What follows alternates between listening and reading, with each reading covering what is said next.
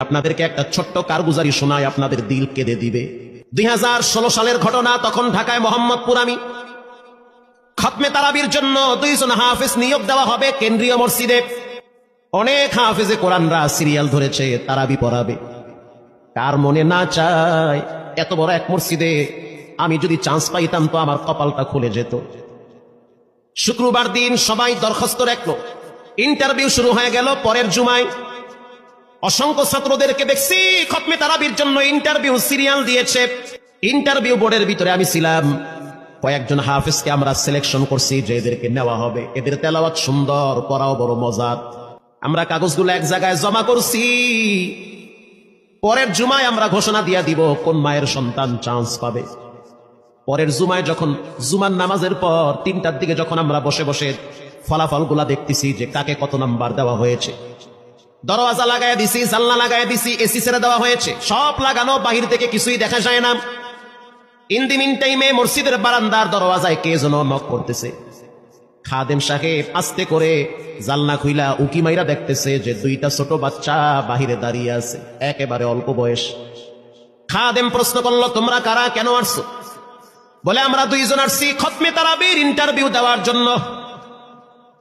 খাদেম সাহেব একবার পায়ের দিকে তাকায়, আবার জামার দিকে তাকায়, কারণ কথার সাথে বাহ্যিক সুরত মিলে না।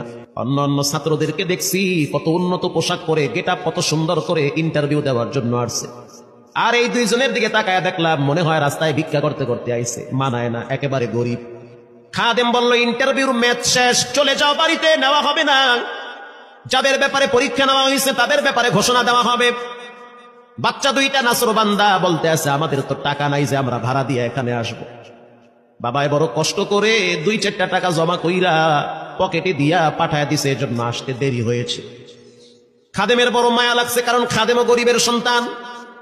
ভিতরে গিয়া মুয়াজ্জিম সাহেব বলতে আছে, ও ভাই, বাহিরে 2টা বাচ্চা দাঁড়ায় আছে, ওরা নাকি হাফেজে কোরআন, কিন্তু দেখলে তো মানায় না। মুয়াজ্জিম সাহেব ধমক দিয়া বলতে আছে, কোনো সুযোগ নাই, তাড়ায় দাও। খাদেম গিয়া ইমামের কানে কানে বলতে আছে, হুজুর, বাহিরে 2টা বাচ্চা দাঁড়িয়ে আছে, চেহারার ভিতরে এত মায়া, কিন্তু বাহ্যিক সুরত মিলে না, ওরা নাকি কোরআনের হাফেজ। পাশেই তো রহমানিয়ার মুহাদ্দিস সাহেব বসা আছে, তিনি বলতে আছে, কি ব্যাপার, ফিসফিস করে আপনি কি বলতেছেন? বলে, হুজুর, বাহিরে 2টা বাচ্চা দাঁড়িয়ে আছে, তারা খতমে তারাবির ইন্টারভিউ দিতে চায়। মুহাদ্দিস সাহেব বলল, কোনো কথা নাই, আল্লাহর ঘরের দরওয়াজা খুলে দাও, এখানে কোনো পার্সিয়ালিটি চলবে না। আল্লাহর ঘরের দরওয়াজা সবার জন্য খুলে দেওয়া হবে, আসতে দাও, ভিতরে বসতে দাও। যদিও ওদেরকে দেখতে মানায় না, বংশগত তেমন মর্যাদা নাই, ভিতরে আল্লাহর কোরআন থাকার কারণে আমাদের উপরে ওয়াজিব হয়ে গেছে তাদেরকে সম্মান করা।